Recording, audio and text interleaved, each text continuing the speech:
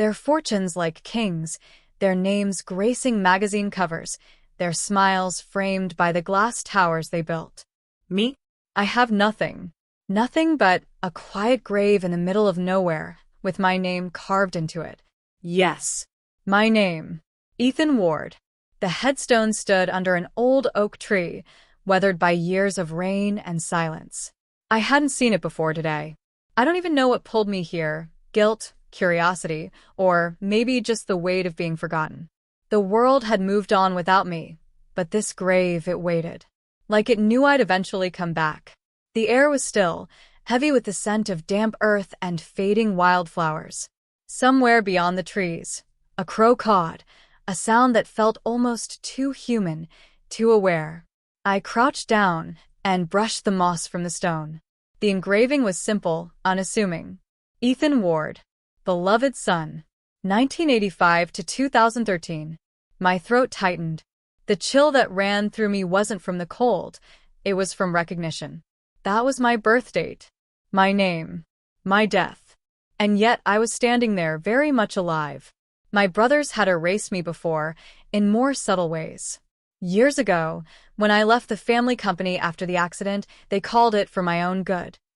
They said I wasn't fit to make decisions anymore. Maybe they were right.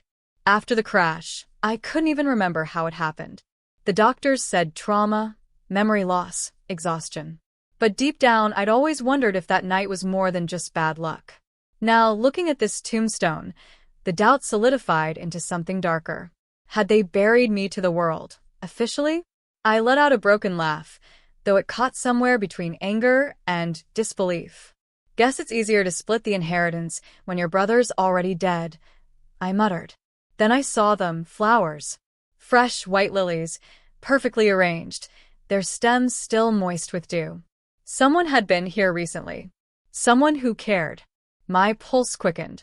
Nobody knew I was in town. I hadn't spoken to my family in years. Who could have brought these? As I straightened up, I caught sight of movement near the edge of the cemetery. A woman stood there, distant still. She wore a long beige coat, her hair tucked beneath a scarf. Even from across the field, I could see her eyes fixed on me.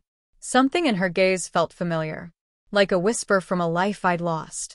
I opened my mouth to call out, but she turned, swiftly, and disappeared into the mist. And for the first time in a decade, I felt it again.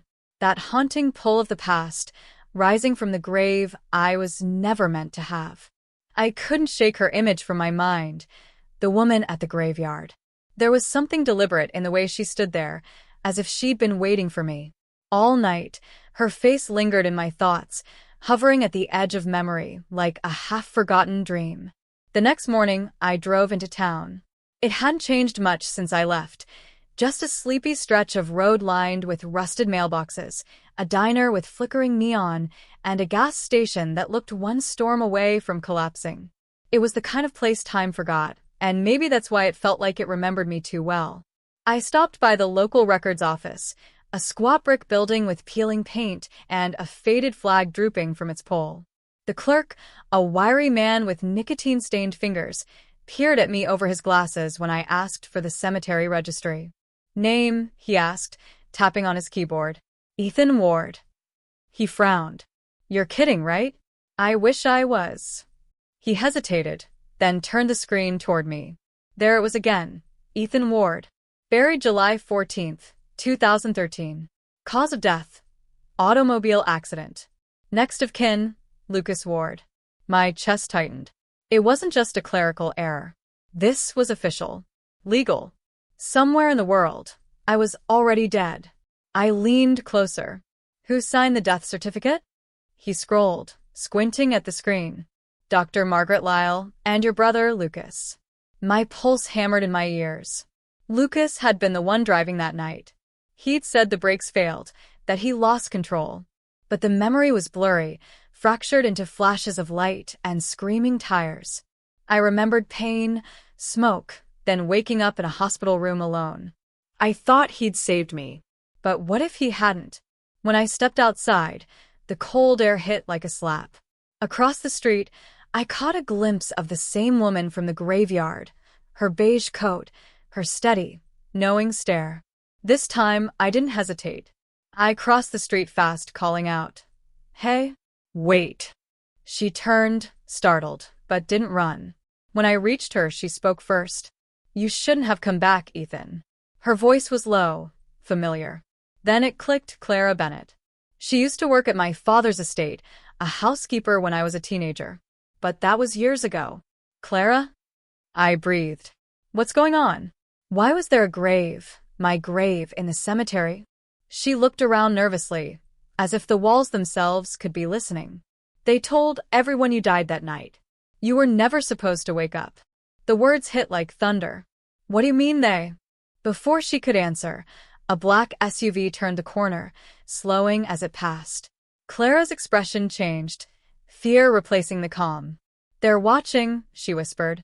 "Please, leave before it's too late."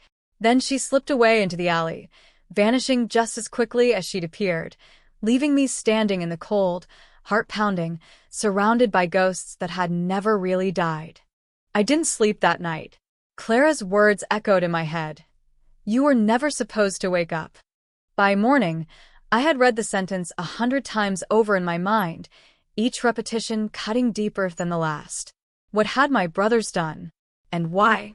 I drove to the old family estate on the outskirts of town. The iron gates still bore the Ward name, though the gold plating had dulled with time. The house behind them stood like a monument to everything I'd lost, tall, cold, and lifeless. My brothers had grown up here, and so had I. But now, staring at it, I felt like an intruder in my own past. I pressed the buzzer. No answer.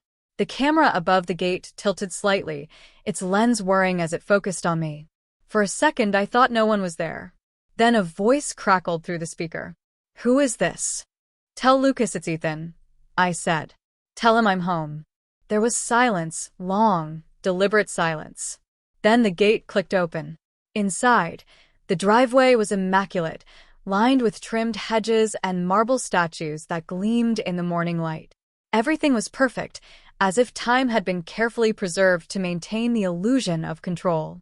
Lucas always did love control. When the front door opened, he stood there exactly as I remembered. Sharp suit, calm eyes. That same rehearsed smile he wore for investors and cameras. "Ethan," he said softly, as though testing the word. "You're alive." "You sound disappointed." His jaw tightened, but he didn't move aside. "You shouldn't have come back." "Clara said the same thing," I replied. "Maybe one of you can tell me why I have a grave with my name on it." He didn't flinch. He just stared at me, expression unreadable. "You were in that crash for a reason," he said finally. "You were unstable after Dad died, after what you did to the company." "I didn't do anything," I snapped. "You framed me, Lucas. You made it look like I lost everything." He exhaled slowly, the calm predator again. "You were going to expose things you didn't understand. Deals, partnerships, you would have ruined us all. Then you buried me?" His silence was answer enough. I stepped closer, anger boiling beneath my skin. "You could have told me the truth. Instead, you made me a ghost." Lucas' expression softened, almost pitying. "You were already a ghost, Ethan. You just didn't know it yet." Something moved in the window above, someone watching. I glanced up, but whoever it was disappeared behind the curtain. "Who else knows?" I asked. Lucas's gaze darkened. "Enough to make sure you stay dead this time." For a moment, neither of us spoke. The distance between us felt charged, the air thick with years of betrayal. Then Lucas's voice dropped to a whisper. "Leave before you make this worse, for both of us." But I didn't leave. I turned away, my heart pounding, and I knew then that this wasn't just about a grave. This was about everything they'd buried with it. I left the estate with my hands trembling on the steering wheel, the road ahead blurring through a film of disbelief and fury. Lucas's words haunted me, his calm certainty that my death had been necessary. Necessary for what? To protect his empire? To erase me from the one thing our father built for all of us? Answers had always been buried under money in our family. But I wasn't going to dig through ledgers or lawsuits this time. I needed the truth, from someone who still had a conscience. Dr. Margaret Lyle's name had been on my death certificate. She was the physician who had signed me off as gone. I found her address after a long search through old contacts and online archives. A quiet house at the edge of town, its porch light still burning in the late afternoon gloom. When she opened the door, I saw the years etched into her face. Worry, guilt, something close to fear. "Dr. Lyle," I said, voice shaking, "you signed my death certificate." Her eyes widened. For a second, she looked ready to collapse. Then she stepped aside and whispered, "Come in." Inside, the house smelled faintly of antiseptic and old paper. She led me to her living room, where stacks of medical files cluttered every surface. "I thought you were gone for good," she said quietly, her voice trembling. "You were barely alive when they brought you in. Lucas said to keep it off record, that it was a private matter. I was told you wouldn't make it through the night." "But I did," I said. She nodded slowly. "Yes, you did. You were transferred to a private facility 2 towns over, under a false name. I never heard what happened after that." My stomach twisted. "Transferred by who?" Her lips trembled. "Your brother. He paid for everything. But a week later, I was told the facility burned down. No survivors." The room seemed to tilt. The fragments of my memory, the smell of smoke, the blinding lights, clicked together like a cruel puzzle. The explosion I heard wasn't an accident. Lucas hadn't just erased me from the company. He had erased me from life. "Why would he do this?" I whispered. She hesitated. "Because you found something you weren't supposed to, your father's records, his offshore accounts. Your father's death wasn't natural, Ethan. Lucas made sure you never uncovered that." The world went silent. My father's sudden heart attack, the will that changed days before his death, it all aligned too perfectly now. I stood, breath shallow, rage bleeding into clarity. "Thank you, doctor," I said. "You've done enough." As I turned to leave, she caught my sleeve. "Be careful. Lucas isn't the same man you remember." Outside, the sky had turned copper gray, clouds rolling in like a storm that had been waiting for years to break. For the first time since finding my own grave, I knew exactly what I needed to do. It wasn't just about the truth anymore. It was about justice. And Lucas Ward was going to face the dead man he buried. By the time I reached the estate again, night had fallen. The mansion stood in silence, its tall windows glowing faintly against the dark. I didn't come armed with anger this time, just the truth. It was heavier than any weapon. Lucas was waiting for me in the study, just like I knew he would be. He sat behind our father's old mahogany desk, a glass of whiskey in his hand, eyes steady as if he'd been expecting this confrontation for years. "You couldn't leave it alone," he said quietly. "You always had to dig deeper." "I had a right to," I replied. "You didn't just steal my name, you stole my life." He sighed, running a hand through his hair. "You think this was easy for me? You were reckless, Ethan. You would have destroyed everything Dad built.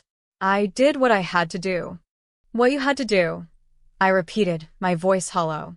"You faked my death, burned a facility, and buried me under your lies. That's not survival, Lucas. That's murder." He didn't answer.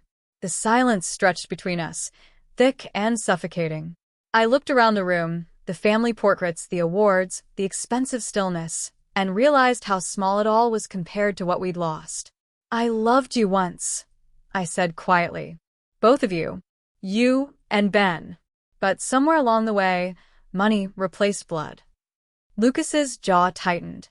For a brief, fleeting moment, I saw the brother I'd grown up with, the boy who used to sneak out with me to watch fireworks by the river. Then it was gone, swallowed by the man who now ruled over ghosts.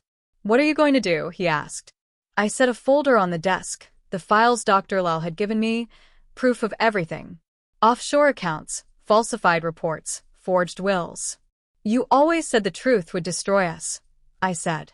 "Maybe it's time it finally does." He didn't move as I turned to leave. I didn't need to see his face to know he understood. This wasn't revenge. It was reckoning. Outside, the wind had picked up, carrying the scent of rain and the faint hum of freedom. I drove until the mansion disappeared behind the trees, until the road opened into the vast emptiness of the countryside. At dawn, I stopped by the grave again. The lilies were gone, swept away by the wind, but the tombstone remained, cold, unchanging, a relic of the lie that had defined my existence. I knelt beside it and traced the letters of my own name. Ethan Ward. I guess we both had to die, I murmured, for me to finally start living. The sun crept over the horizon, spilling gold across the grass. For the first time in years, I felt weightless, unburdened by secrets, untouched by greed. The grave no longer felt like an ending. It felt like a beginning. And somewhere behind me, the world stirred, ready to remember the man who refused to stay buried.